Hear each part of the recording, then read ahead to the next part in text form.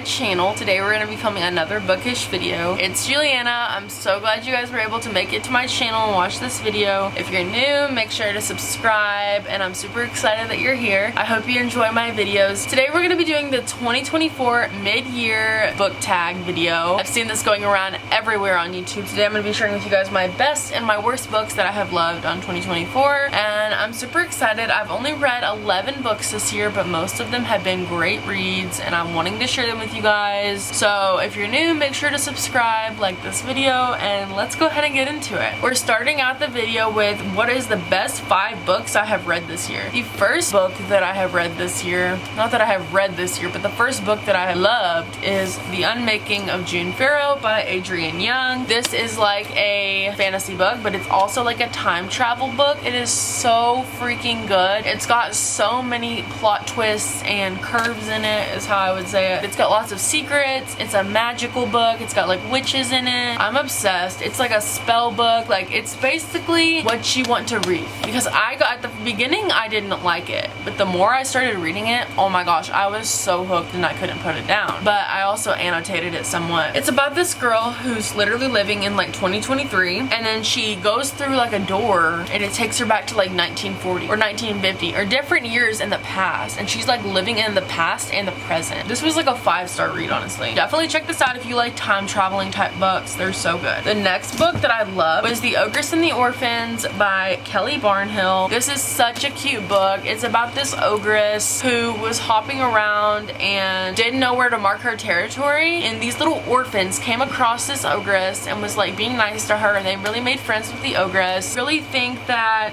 it's so cute, it's so playful, and all the characters have such a great role that they play in the book, honestly, because it just all played out so well. It's such a good book. The next book is a thriller, and this is Daughter of Mine by Megan Miranda. This is so good. It's really good. It's about this girl who goes home and her dad passed away, and she gets everything that he had. She inherited everything. She finds a car in the lake and it came up, and there's just a lot of different mysteries and like things that they're uncovering and things that they didn't know. I love it. It was so good, and I read it pretty dang fast. So check this out if you like thrillers, you like mystery, whatever. The next book that I love in 2024 was Legends and Lattes by Travis Baldree. This was such a good book. It was so cute. It was so fantasy-like. I don't think it had romance in it, but I could be wrong. But basically, there was this girl or this legend, I don't really know how you would say it, but she built a coffee shop in an old barn, like an old horse barn, I believe. Don't quote me on it because I could be wrong. It's so good. It's so cute. It's so cozy. It's so fantasy. And she has like a co-partner, and this girl comes in and she like works with her, and they start making like pastries instead of coffee. And like everybody in this city just does not know what coffee is, so they're bringing a new thing to the city that nobody has heard of, and it's getting all the rage. So I would definitely check this book out if you like cozy fantasies. And then the last book that I've loved in 2024 is This Poison Heart by Caitlin Bayron. I love Caitlin Bayron's books. This one's really good. It's about this girl. I can't remember really that much because I read it back in like March, and I can't comprehend for the life of me. I can't comprehend when I'm reading the book, but when it's like months have passed, I can't remember anything. But this book is basically about she's got a poisonous garden, and there's like something in the garden, like a certain plant that this one person really wants, and it's got some evilness in it. It's got some sadness in it. It's got LGBTQ, like a mom and a mom. So she's got 2 moms. It's so cozy, and if you like witchy stuff, I definitely check this book out. It's definitely up your alley. So the worst books I've read this year, oh my gosh, there's only 2, but I read them on Kindle Unlimited. I don't know if they're on Kindle Unlimited. I read them on my Kindle. They were terrible. The first one is Disseverment, and this book was just so off. It was just so weird, and the ending was terrible, and it was so confusing. Like, I just did not know what I was reading, honestly. I didn't know what I was reading. So I gave that like a 2-star rating. It was not good whatsoever. The next book that I did not like this year was Hairspray and Switchblades. This was also like a thriller / horror book, and I would say it just felt very childish, you know?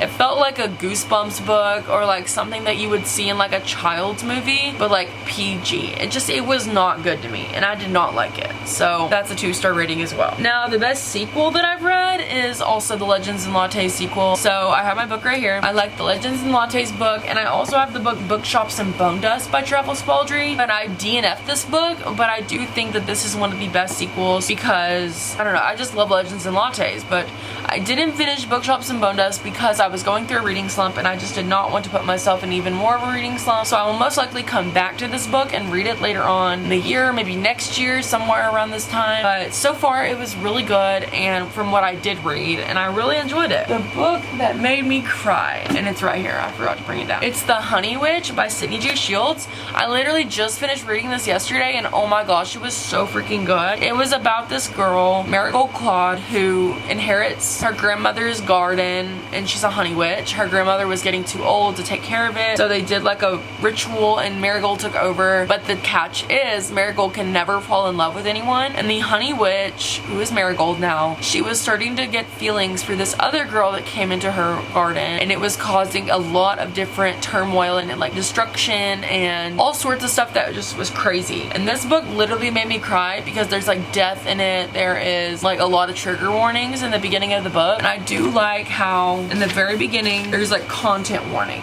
Oh my gosh, I'm so grateful for that. There's like death, grief, discussions of infertility, burns, blood and injuries. Like, it's just so good. Like, honestly, 10 out of 10. Like, I rated this at 4.5 stars, but overall, it was a pretty good book, but the plot was kind of off, but it made me cry, and that's why I put it in this section. The new release books that I want to read, but I have not read, I have 2 of them. The first one is The New Couple in 5B by Lisa Unger. This book I've heard is really good, and I haven't checked it out. I mean, I bought it, but I just haven't read it yet. So I'm wanting to read this. So I will probably do a reading vlog with this book, and then the next book that I also want to read, which is Darling Girls by Sally Hepworth. I've heard this is a pretty good book too. These are both new releases, and I'm really excited to read these. That's everything for today's video. Thank you so much for watching. I hope you guys enjoyed it. I hope you guys found some great book recommendations from this video. If you're new, like I said, subscribe down below, like this video, and I'll talk to you guys in my next one. Bye!